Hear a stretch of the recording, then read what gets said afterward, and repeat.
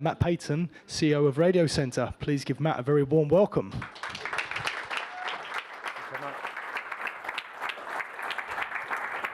Yes, now for something completely different. So good afternoon, everybody. I hope you had a great day so far. I know there's been some fascinating sessions today and a lot to take in. But as far as I'm aware, there's hardly been a mention, really, of the biggest player in UK audio, and as Stephen says, that, of course, is the BBC. And I'm bringing this up now not to have a sort of predictable swipe at the BBC on behalf of the commercial sector, but because of a genuine concern about where it might be heading following some recent announcements. And I particularly want to take this opportunity to highlight why moves towards an ad-funded model for BBC Radio would be bad for audiences, bad for advertisers, and ultimately bad for the BBC itself. And before I get into this, I want to be absolutely clear that I'm not coming at this as somebody who wants to attack the BBC. I'm actually coming at it as somebody who admires and cares about the BBC. As a consumer, I probably access BBC content, much like the rest of you, every day, pretty much. And as a citizen, I really value the role that it plays, especially in providing news and information, holding power to account, and underpinning our democracy. Even as someone representing the interests of its competitors, I absolutely see the value of the BBC. It raises standards for everyone, doing things that just aren't possible in the commercial sector alone. And it ensures that the overall reach of radio remains high. And I completely accept the BBC is under pressure, both politically and financially. We all know the licence fee's been frozen in recent years, and that's led to an understandable focus on its costs. But at the same time, I'm not sure the narrative of a BBC entirely on its knees is quite right either. Yes, the licence fee has been frozen, as we can see from the orange bar here. And yes, there's been some painful and difficult decisions around cuts. But let's not forget, the BBC does still receive around £3.8 billion each year from the licence fee and has a total income of £5.7 billion once you take other income streams into account. While its spending in radio is still far greater than any of its competitors. So it's worth bearing this in mind when we hear the headlines about real terms cost cuts that the BBC has to make. But given this background, as I say, it's understandable that the BBC will want to debate its future role and funding. And that was the context of Director General Tim Davies' speech a couple of weeks ago and a publication of a new report on the BBC's future. And it's worth saying there's much to admire in this. Who can contradict the central pillars of Tim's speech and his vision to pursue truth with no agenda, to back British storytelling, and to bring people together? But as ever, of course, the devil is in the detail. And on closer inspection, the BBC's latest plans include measures to aggressively drive audiences and commercial revenue, including specifically launching new radio services that imitate commercial radio, and perhaps even more significantly in the longer term, a proposal to start running ads on BBC audio content in the UK for the first time, starting on third-party platforms like Apple and Spotify. Using the licence fee to make new radio programmes and podcasts, and then running ads on this content, effectively getting paid twice for the same output. Now, this change alone could cause real harm. But what I want to focus on today is where this will lead if advertising on first-run BBC content becomes accepted and normal. Because if you can monetize BBC podcasts by advertising, why not radio? Why not online, and why not TV? Would that be so bad? Well, I'm here to tell you that on behalf of radio, the answer is unequivocally yes. It would be bad for all of us, consumers, content providers, advertisers, and the BBC itself. So why am I so confident about this, and why do I say this, and how do I know? Well, because some of you might have seen in the media leader today and reported elsewhere, we've done our homework and we've modelled the impact of an ad-funded BBC radio.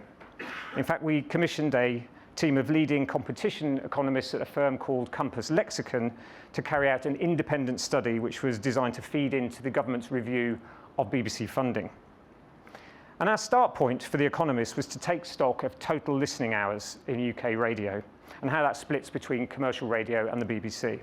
As we all know, this is a commodity that's bought and sold in this market, and the share of hours in recent years has been roughly equal, with commercial radio in orange here actually edging ahead of the BBC in the last year or so, representing a 55% share currently.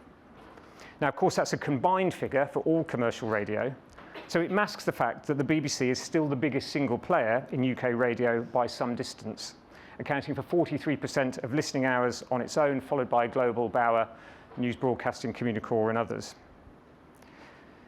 But as we know, it's not just the number of hours that determines the value of advertising on radio. The age and demographic of the audience are also major factors. And with this in mind, it's worth noting the BBC's audience is older than commercial radio. So these are the age splits for BBC radio listening on the left and commercial radio on the right. And as you can see, a whopping 40% of BBC listening is from over 65s. It goes up to 62% when you add in over 55s as well. Whereas under 55s account for the majority of listening to commercial radio on the right, with a much higher share amongst 25 to 44s. So against this background, the economists identified a number of challenges to funding the BBC and BBC Radio by advertising. First, the size of the radio advertising market is just not sufficient to fund both BBC and commercial radio at anything like the current levels. It required the market to more than double in size, and that's just not plausible. Secondly, as I've just said, not all audiences are created equal for advertisers. In particular, young audiences are more valuable, and that's not a strong point for BBC Radio. And finally, why advertisers value the reach and demographic of audiences, they generally don't pay a premium for quality. In fact, speech radio and news, where the BBC is particularly strong, actually deters some advertisers. So taking all of this into account, a step-by-step approach was developed to establish the likely ad revenues and profitability of BBC Radio.